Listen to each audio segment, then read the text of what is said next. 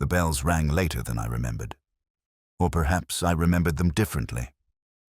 There's a trick of acoustics in the way sound folds itself across the quad at St. Fried's. A soft collision of tone and limestone, striking the ear sideways, like regret arriving after the hour is gone. That morning, I found myself there without purpose, or so I told myself. I had no case, no summons, no formal motive, only the weak alibi of visiting an old tutor, the kind of errand a man invents when he needs to be somewhere else entirely. The porter had already died, though I didn't know it then. I saw him hours before, or rather, I saw the evidence of him, the door of the porter's lodge ajar, the scent of polished brass, and the ledger half filled with names written in a firmer hand than I'd have expected from a man of such years. Godfrey Mallet. A name that sounded like the punctuation of a different century. He had been there since before my own college days, a fixture more than a figure, eyes like pewter, always seeming to know more than protocol allowed. The kind of man who knew when to lower his voice without ever being told to. When they found him, slumped in the high-backed chair behind his little desk, glasses still on, as if sleep had arrived mid-observation, the consensus was peaceful departure. Heart failure, they said. Or perhaps the soft erosion of years. The kind of death that raises no question marks. But I remember the way Lewis lingered beside the desk, frowning at the ledger. It was he who noticed the final entry, the last thing Mallet ever wrote. Just 2 words. Returned, finally. Beneath that, no signature, no time, no visitor name. I've come to mistrust final entries. They are too often written for someone, not for the record, but for the conscience. And that's where suspicion begins, not in the absence of facts, but in the presence of implication. Outside, the drizzle had begun again, the sort of rain that Oxford seems to order by the half-tone, not in drops, but in mood. I crossed the quad without an umbrella or urgency. The chapel bells had resumed their slow tolling, each note crawling across the stone like a thought trying to remember itself. Somewhere above, a choir rehearsed. A wrong note quickly corrected. A harmony nearly reached. The lodge was quiet when I returned. A younger porter, freckled and vaguely startled, offered me tea I didn't want, and silence I did. I stood a while before the small window, watching the students hurry under their hoods and umbrellas, all in possession of time. I envied them briefly. It was then I noticed the wall behind the desk, a collage of tiny artifacts, a pressed leaf, yellowed and brittle, a brass button pinned on velvet, a curling photograph of a cricket team long dissolved. But what held my attention was the key rack. The nails were all labeled, the labels faded and orderly. Room 2, A, dining south, archives upper, library east. And then one, slightly askew, that simply read, return only. But the nail beneath it was bare. Not lost, not misplaced. Returned. Lewis joined me as I traced the space with my eye. He said quietly, "That's what caught your attention." "It's not what's missing that troubles me," I said. "It's what was meant to be." He raised an eyebrow in the way I'd grown accustomed to, halfway between confusion and resignation. "You think there's more to this?" "There's always more to anything that ends politely." We stood a moment longer, saying nothing. The porter's chair still held the shape of his absence. I thought of the students he had watched grow old, the secrets he had been paid not to hear, the patterns of guilt and deference etched into the sandstone around us. A man like Mallet knew the cost of discretion. He had worn it like a coat that no longer fit. As we left the lodge, I glanced back once. The air felt denser there, as though something unsaid had taken up residence in the room and refused to leave. I don't know why I kept thinking of bells. Perhaps it was their timing, or perhaps it was the sound of something ending just faint enough to ignore, if one tried. But I've never been very good at ignoring things. I always found Caldecott's rooms too warm. Some men, in age, grow fond of heat as if their bones remember winters too keenly. The fire crackled with excessive loyalty that morning, and the windows were sealed against a breeze that might have restored the room's honesty. But then again, Edwin Caldecott was never a man much concerned with honesty, at least not the kind that required declaration. Truth for him had always been a more literary pursuit, something elusive, sculpted to be admired from a distance. He had aged quietly. The tremor in his right hand betrayed itself only when he reached for the port, a soft shiver that made the liquid lap against the side of the glass like a tide he refused to acknowledge. He told me it was an inherited affliction. His father had shaken too, though from politics, not nerves. I didn't press. I rarely do. People reveal more in the spaces they leave blank. We discussed Pindar for the sake of pretense, a conversation stitched together with mutual exhaustion. When the topic shifted, as it was bound to Godfrey Mallet, Caldecott's voice dropped half a register. Not with sorrow, but with the caution of someone navigating memory like ice. He said Mallet had always been attentive, a man who knew more than he asked, who heard more than he was meant to. Once, he added, almost idly, the porter had helped him cover a foolish scandal. The word foolish lingered longer than it should have, as if invited to camouflage something larger. He did not elaborate. But he poured more port, and in the pause that followed, I heard the faintest scrape of withheld confession. Outside, the rain resumed its patient tattoo on the window glass, a rhythmic tapping like someone revisiting a question they'd once been told not to ask. I stood and wandered toward the bookshelf without purpose. It's a habit I fall into, a kind of unspoken fingerprinting. People reveal themselves in what they pretend to read. Caldecott's shelves were dense with dust and merit, Greek verse, mid-century criticism, an entire row of unopened poetry journals. But what caught my eye wasn't a spine, but a bookmark, one of those college souvenir kinds, pressed in green leather, barely visible between two volumes that didn't quite sit flush. It marked nothing of note. The pages around it were blank. I slid it back into place without comment, but I remembered it. Later, when I thought of Mallet's last words, returned, finally, I thought of bookmarks marking nothing. Lewis called me as I walked back across the quad, his voice clipped and cautious. The cause of death had been confirmed as heart failure, he said. No suspicious substances, no trauma apart from a small bruise on the shoulder. Consistent with a fall. It was the nurse who'd noticed it. Nothing she'd make a fuss about, only that she thought it didn't quite sit right with the story. The old man had no history of dizziness, no medication that might unbalance him. Still, people die, Lewis reminded me, especially old people. I told him to keep the report open, unofficially. He said nothing, but I heard the disapproval settle behind his silence like a coiled umbrella. Back in my rooms, I opened that morning's crossword. Not to solve it, but to see. I find that crosswords reveal something about the day, about the mind that constructed them. There was a clue that stuck, where returns arrive and leave again. 5. I stared at it longer than necessary. The answer would be lodge, of course. Too easy. But the phrasing, returns arrive, it echoed. Language tends to circle back on itself when it has something to tell you. I thought of Mallet's bruise.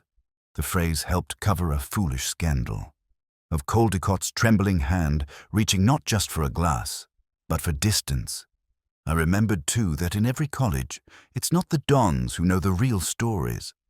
It's the men who carry the keys. The fire had gone out in Caldecott's hearth by the time I passed beneath his windows again, but the smell of heat remained, clinging to the stone like memory clings to guilt, faint, lingering, and difficult to name. The south wing of St. Fritzfides always had the feel of something misremembered. Corridors that ended a little too early, staircases that turned in silence, walls thick with the accumulated hush of centuries. It was there, behind the paneled desk of the late Godfrey Mallet, that I found the key. Not in a drawer, not filed and labeled, but nestled like a secret behind a loose plank, slipped between the grain and the wall with the discretion of a man who knew the value of misplacing things deliberately. Brass. No tag. No inscription. Worn smooth along the teeth as if used often, but not recently. I held it in my hand too long, I think. There's a way objects acquire weight when the person who touched them last is gone. Lewis, leaning by the radiator with that faint expression of someone waiting to be disproved, asked if I expected it to open a coffin. I told him no. Only a story. We tried the usual suspects, the cupboards in the basement storeroom, the rusting padlocks on the south gate, even the creaking archive cupboards with their curled parchment and brittle spines. Nothing. The key remained locked to its own absence. Lewis, after a while, suggested it might belong to a door that no longer existed. I nodded, but something in me disagreed. Buildings like this, they remember more than people do. I walked the perimeter of the quad again that afternoon, not searching exactly. More listening. There's a timbre to forgotten things, a slight dissonance in stone that has been patched over, painted, covered in ivy.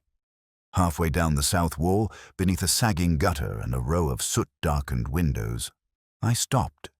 The map, you see, the old engraved plan of St. Fridswide's that hangs by the dining hall. It shows a stairwell where no stairwell remains. There was no doorway now. Only stone, unmarked and seamless at first glance. But one row of blocks didn't match the rest. Marginally darker, slightly recessed. The kind of difference the eye excuses until it has reason not to. Lewis watched me trace the line with my fingertips. He said, half amused, that I was starting to sound like a Gothic novelist. I reminded him that Oxford had always been half Gothic, half novel. He didn't argue. The bazaar was no help. A man of numbers and risk assessments, he spoke briskly about renovations, health codes, and fire exits. That wing, he told me, had been restructured decades ago. Something to do with moisture damage, or woodworm, or one of the countless afflictions that erode old buildings with old sins. When I asked whether there'd been any restricted rooms or unusual uses of space, he said only that the records from the 70s were patchy. A flood in the archives, or perhaps mice. Always something.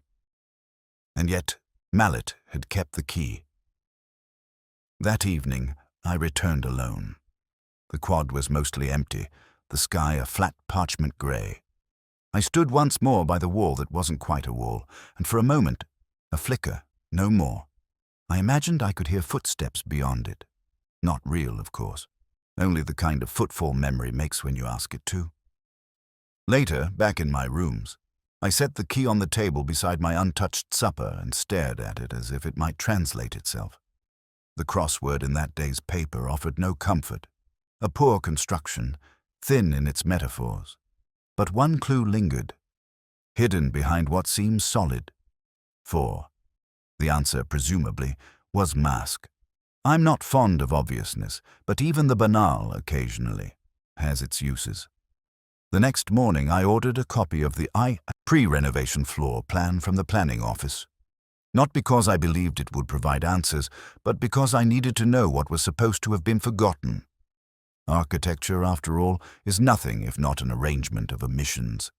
What Mallet had returned, I didn't yet know. But I had the key, and I no longer believed it opened anything ordinary. It was the kind of mistake that only children make, the kind that lingers because it belongs to that brief season when the world still holds room for trespass. I wouldn't have noticed her if not for the shadow she cast on the chapel floor as the light cut sideways through the stained glass. She walked with that uncertain rhythm of someone trying to leave a room unnoticed and failing. She was 13, perhaps 14, a pale braid against a dark cassock, shoes that squeaked faintly as she turned too sharply on the flagstones. I followed at a distance. Not because I thought she knew anything, but because there was something in the way she paused before the west door, as if expecting someone who never arrived.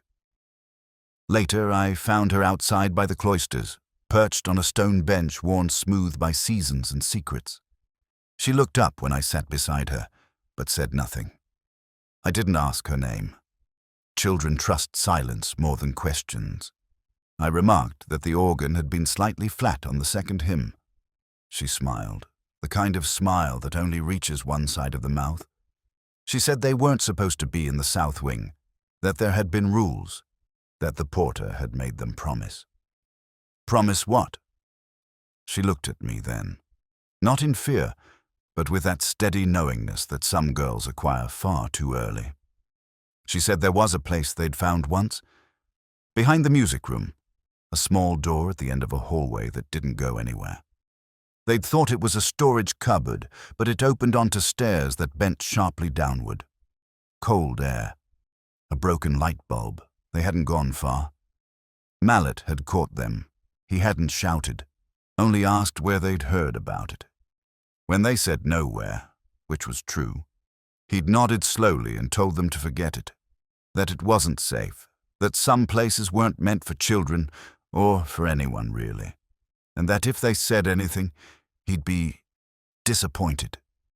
She said the word carefully, as if it were worse than angry. Did you see what was down there? She shook her head, but it was too late. The gesture was reflex, unconvincing. There was something painted on the wall, she admitted, softly. A line of words. Latin, maybe, or Greek. The letters she didn't understand. I thanked her and left her alone, pretending not to notice the way she pulled her sleeves down past her wrists when she thought I wasn't looking. Later that afternoon, Lewis told me the builders who renovated the south wing in the 70s had blocked off a number of minor stairwells and side corridors, fire regulations, new plumbing, the usual justifications. No one had kept precise records. No one had cared to. It was easier to forget what had been bricked in than explain why it had been left open for so long. That night, the rain returned with a greater insistence. I walked back to the chapel alone, the cloisters gleaming under the low flicker of the lamps. The door to the music room was unlocked. It smelled of resin and varnish and the long echo of sounds not yet born. I found the hallway she'd mentioned, narrow, with a curve that suggested it had once belonged to a larger design. At the end, the wall bore no marks, but the floor, stone tiles worn smooth in places, cracked in others, held the faint ghost of scraping, as if something had been opened there, often, as if the door had not been removed but buried. I pressed my hand against the stone. It was cool, damp, and indifferent, but in that stillness I thought I could almost make out a trace of something. Not scent, not sound, just a kind of memory impressed into the mortar, some echo of descent. I turned back without pressing further. Lewis would want to know what I was thinking, and I didn't quite know myself. Only this, that Mallet had told a choir girl to forget what she saw and yet had hidden a key rather than destroy it, and that somewhere behind this door that was no longer a door, a sentence waited, unfinished, untranslated, but already ringing faintly through the silence. It is a particular kind of quiet that attends a dead man's room. Not the silence of absence, but something deeper, like breath that has forgotten its rhythm. Mallet's quarters were tucked beside the old vestry arch, a narrow suite of 2 rooms and a half-fitted kitchen, everything scrubbed, reduced, folded. The sheets were clean. The kettle is dry. A photograph faced the wall on the mantelpiece, turned with deliberation, not clumsiness. I didn't touch it.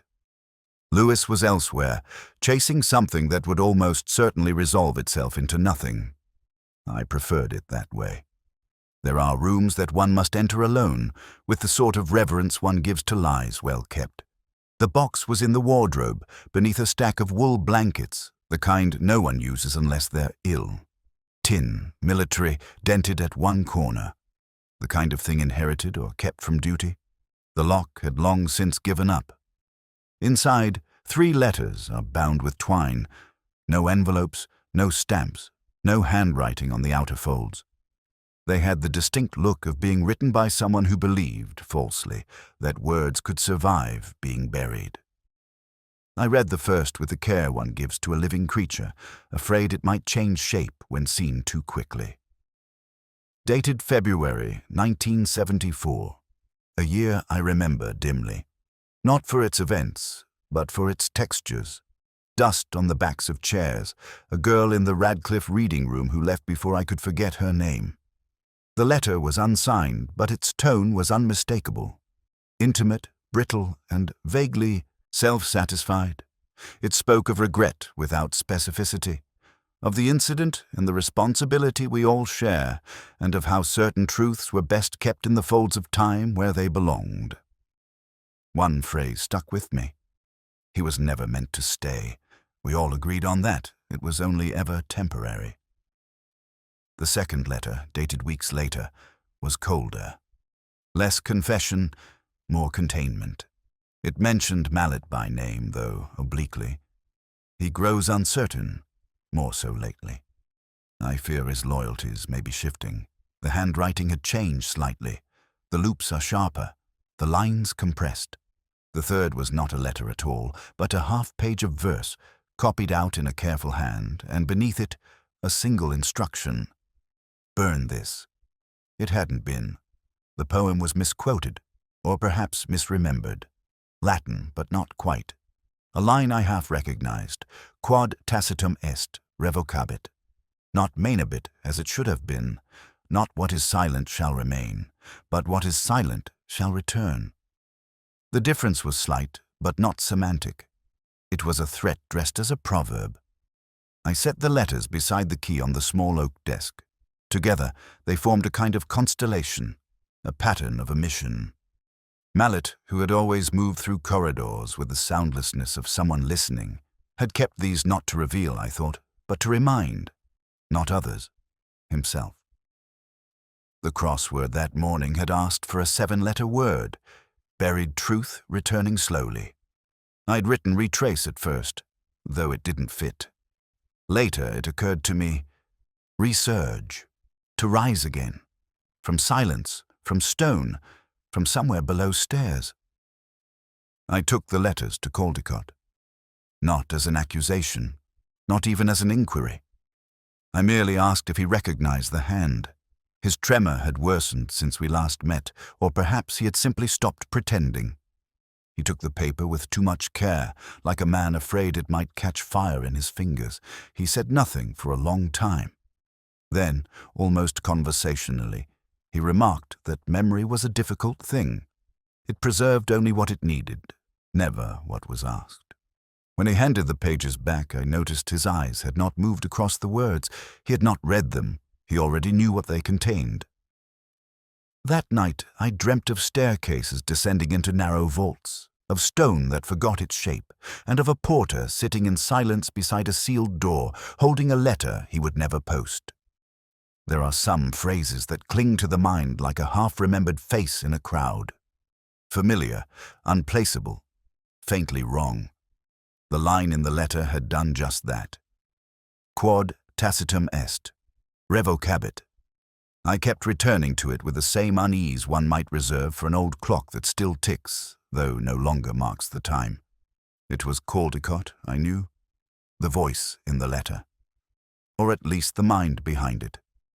There was a signature in the phrasing, that particular rhythm of thought that once delivered lectures on Ovid as if unveiling a mystery that had been hiding in plain sight. But it wasn't just the grammar that caught me. It was the substitution. The original line, quod tacitum est manibit, was something I remembered from my first-year Latin, a motto carved into the architrave above the Bodleian's eastern entrance. What is silent shall remain. Stoic, dismissive, comforting even. But Caldecott, or whoever he had been when writing, had twisted it, made it prophetic, or perhaps regretful. Revocabit, shall return. I sat with it in the college library that afternoon, a room filled with dust and oaths and a kind of cloistered warmth that only grows from paper, long undisturbed. The reference book smelled of iron and mildew, the sort of scent that reminded me of train stations before they were cleaned of their history. I found nothing directly useful. The line, as altered, wasn't sourced. Not from Seneca, not Cicero, not even one of the more operatic ecclesiastics who delighted in obscure reworkings of moral absolutes. It was, in all likelihood, a fabrication, but not a careless one. It took a certain kind of precision to bend a proverb so slightly, and a certain kind of cowardice to do so anonymously. Lewis rang as I closed the final volume. He'd spoken to the nurse again. The bruise on Mallet's shoulder had bothered her. Too precise, too centralized. Not a fall, she said. A grip.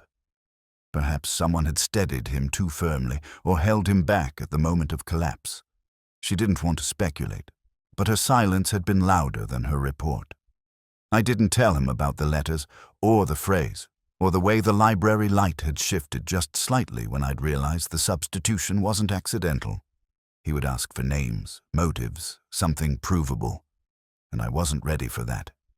Not yet. Instead, I walked.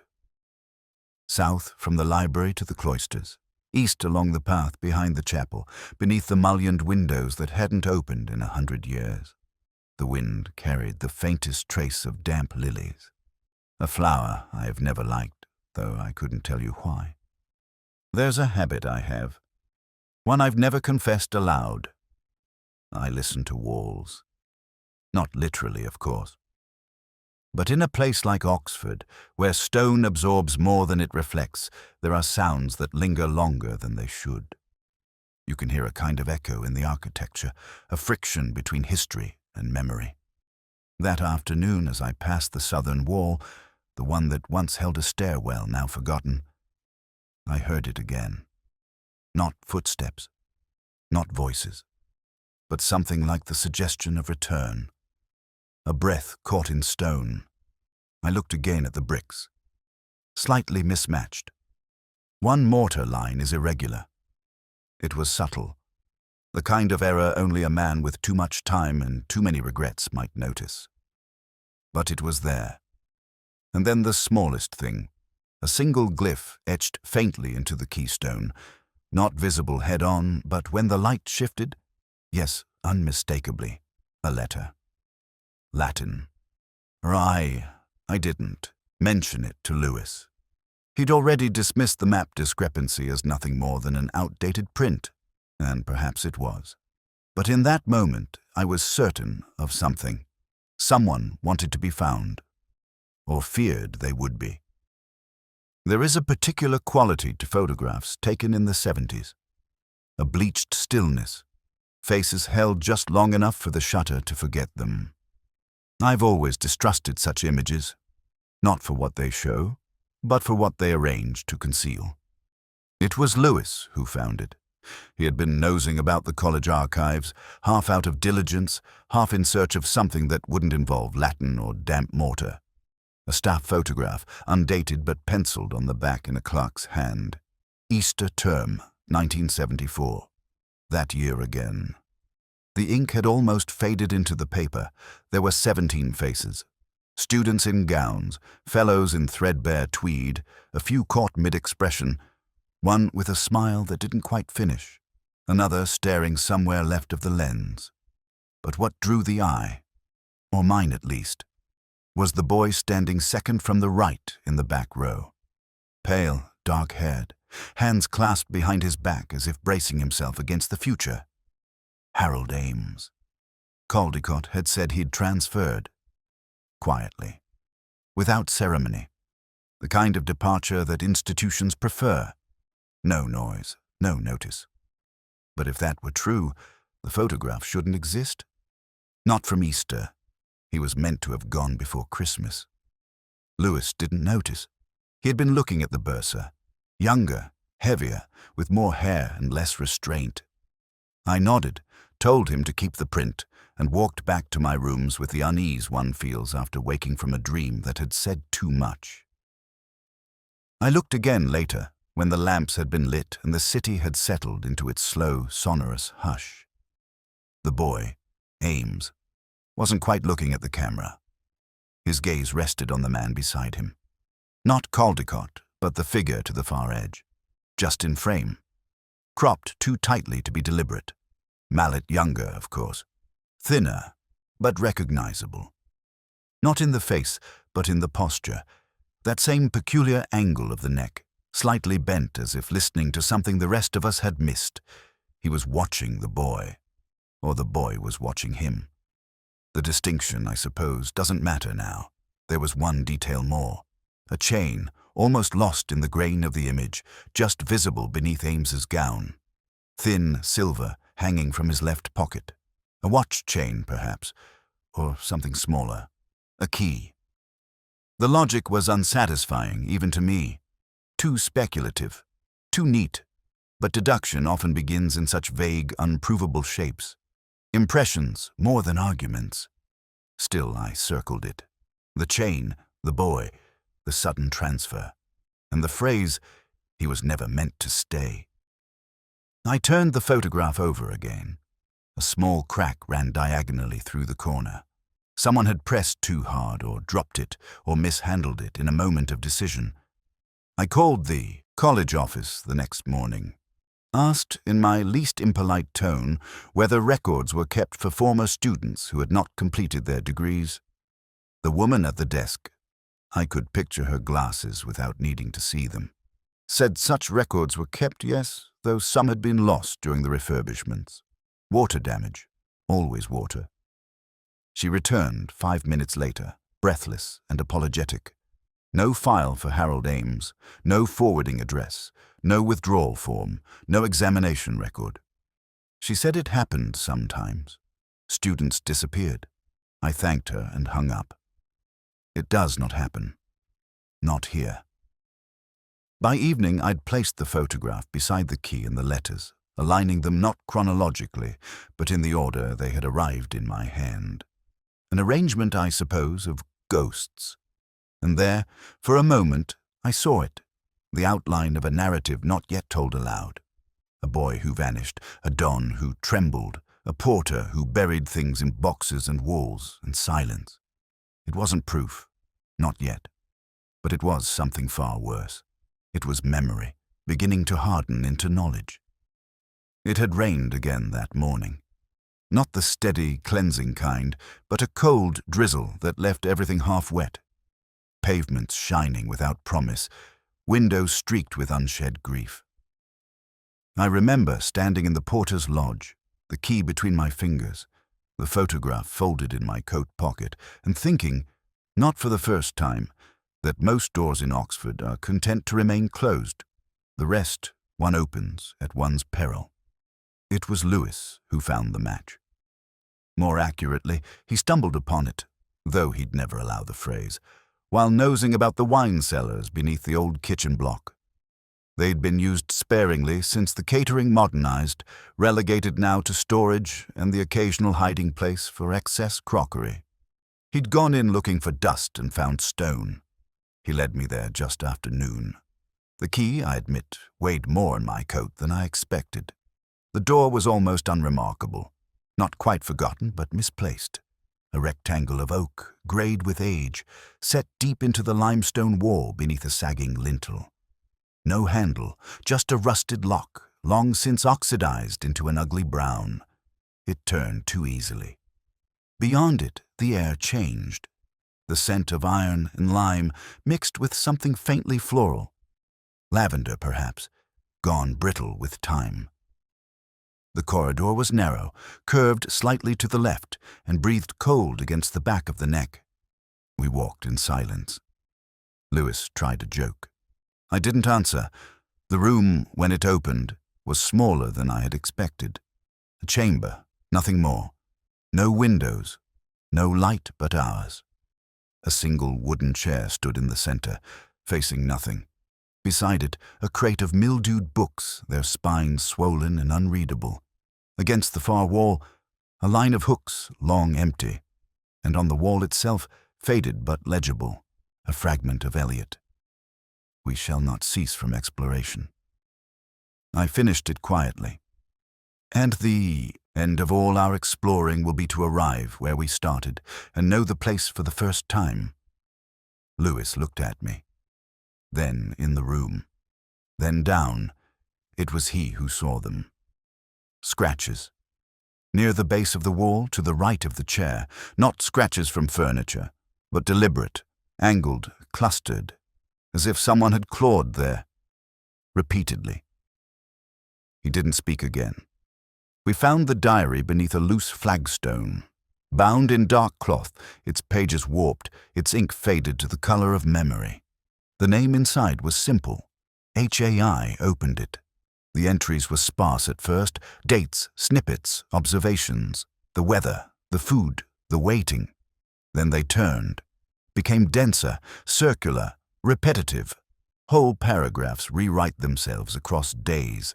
He had come here by choice, or so the first pages claimed. A scandal had required removal. The college had offered a quiet solution, silence in exchange for permanence. He would disappear, but not die. Not officially, but time, it seems, does not treat ghosts kindly. The final entry was a fragment. No date, no structure, just one line. They've stopped bringing the lamp. I closed the book. Back above ground, the chapel bells rang for evensong. I don't remember walking there, or sitting. Only the echo of the notes, a choir rising into something that might once have been belief. Later, I placed the key back on the desk in the lodge. Lewis watched me. He said the door should be sealed. I said nothing. Some things ought to remain, not open, not explained, just known.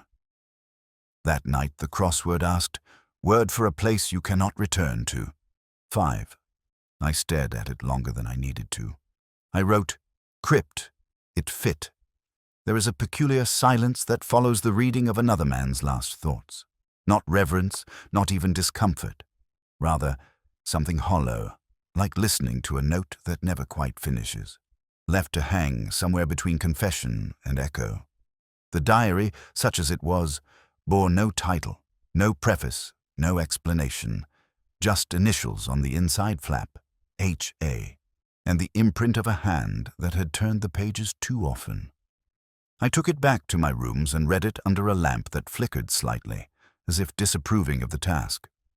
The first pages were mechanical. Lists, weather, food, mentions of deliveries, bread on Thursdays, books on Mondays, mallet once a week with the post, though no one ever wrote. The tone was orderly, restrained, the voice of someone who still believed solitude could be endured, perhaps even fashioned into virtue. But it shifted. Slowly at first, then unmistakably. By the 7th page, dates became irregular. Time began to slip. The entries grew fragmented. Sentences that unraveled mid-thought, repeated phrases. A creeping fear without announcement. They don't knock now. I dream of bells. Not chapel, not that. He brings fewer things. Less bread. No paper, I ask. He nods. No reason. He forgets, perhaps. I don't think so. The writing grew angular, gaps widened, a hand, once elegant, now shaking. I thought of Caldecott's tremor and felt a trace of nausea that was not entirely intellectual. The wall leaks again. I told him. He smiled. I asked to go above, just to walk. He said the stairs weren't safe anymore. Strange that. I built them. There was a line that stayed with me, longer than I liked. Time is more violent when you've no one to measure it against. By the end, there were no dates, just a sprawl of phrases, layered like palimpsests. Pages overwritten, scratched through, rewritten again. A fragment recurred 5 times, slightly altered with each. I was not a mistake. I did not make the mistake. I am the mistake. And then the final entry. No flourish. No attempt at structure. Just a single phrase, smaller than the others. He stopped bringing the lamp. I closed the book. My hand stayed on it longer than necessary. It was warm from my grip. The way something human remains warm for a time, even after the soul has left. Later, I sat on the edge of my narrow bed with a crossword balanced on my knee. I did not attempt it, but one clue caught me. Illumination that does not last. 4. I didn't write it. But the answer was there. Glow Lewis arrived shortly after dusk. He had that careful air of someone who'd been told to be cautious, but didn't quite know why. He asked what I'd found. I told him there was a boy who had been hidden and a man who had watched him vanish, piece by piece, without ever raising his voice. He asked if it was Caldecott. I said perhaps, but not only. He asked if it was murder. I told him there are deaths that don't require blood. He sat for a while and said nothing. He looked at the diary but did not touch it. Then he asked if we should take it to the college. I said we would wait. I thought of the phrase from earlier. Revocabit, shall return. The dead don't come back. Not in flesh, but they have their ways. In handwriting, in passages sealed in stone, in the shape of a corridor that should not exist, in a diary left beneath a chair that had no audience, in a silence so long sustained that even the walls have begun to whisper. There's a moment after you've glimpsed the shape of something buried when silence no longer comforts. It constricts, becomes not absence, but pressure. And so it was with Caldecott. I had known from the first tremble in his fingers, from the breath he held too long each time Mallet's name surfaced. But knowledge, real knowledge, is a cruel thing. It doesn't arrive gently. It drips. He asked me to come late. Said the afternoon light was too cruel on old faces. I didn't argue. The room was half shadow when I arrived, lamp on low, the fire guttering in the grate. He sat beside it, blanket folded over his knees as if he were already halfway to becoming memory. He didn't begin with denial. Men like Caldecott don't. He spoke instead of the college, out of time, of how walls outlive men and reputations alike. Then his voice grew thinner, like something straining to remain coherent. He said he hadn't meant for it to happen. That was a conversation, nothing more. He'd gone to see Mallet because he feared what would be found. The diary, I asked, or the boy? He didn't answer, not directly, only said that Mallet had grown distant. That age makes cowards of us all, but also, sometimes, makes men honest. The porter had grown fond of the boy, or guilty. He said they argued. Mallet had hinted at opening the door or giving the diary to someone else. That it was time, those 30 years were enough. And you tried to stop him, I said. He nodded. A soft, weary motion. Not in anger, he added quickly.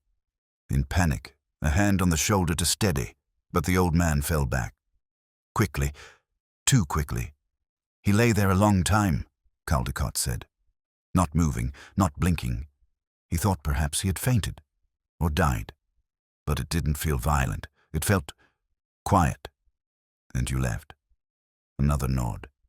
He said it wasn't murder, that it didn't feel like that. I didn't tell him that most murderers never do. Instead, I asked about the letter, the Latin phrase, the one meant for burning. He looked away then. Said it had been a game, a private phrase between him and Harold. The boy had loved riddles, poems half translated. That was his way of leaving messages. He liked the ambiguity. So it was Harold's phrase, I said. Not yours? He hesitated, then admitted it had been his once before the boy borrowed it. He was clever, Caldecott said, and lonely. And you loved him. He didn't reply, but the fire cracked and the shadows on his face deepened. I left him there. Not with a warning, not with a threat. Just a nod of my own and a silence I hoped he would understand. Later I sat on a bench outside the chapel, the stone still warm from the sun that had long since gone. Lewis joined me, uninvited. He asked what would happen next. I said nothing. He asked if we were going to report it. I told him it was already done, in its own way, and you believe him. Number, but I believe he believes it. We sat in silence for a while. The bells began to ring, late but clear. Lewis asked me why Mallet had waited. I said that men don't release the past until it begins to rot. He asked if it was justice. I said justice is rarely quiet, but truth often is. When I returned to my rooms, I found the crossword on the table where I'd left it. I hadn't meant to complete it, but the pen found its way into my hand. One clue lingered. Wordless ending, full of meaning. 6. I wrote, denouement. Too long. I stared at it, then tried again. Result, number. And then it came. Answer, it fit, but I left the square blank. Some things, I thought, are best left unsaid. I placed the key on the desk just after 9, when the light in the lodge was still tinged with the blue of a day reluctant to begin.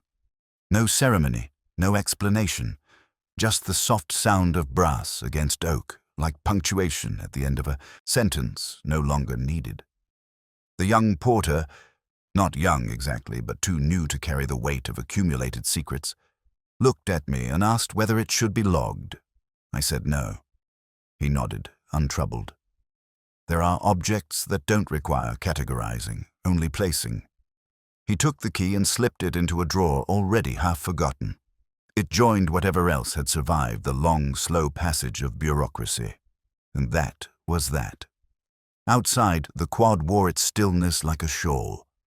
A few students passed, their collars up against the cold, voices low, laughter half-born.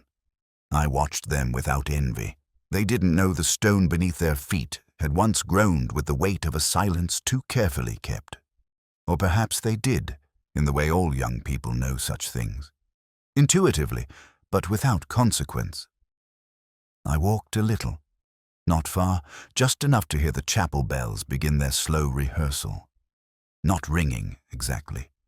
More like remembering how to. The choir would arrive soon.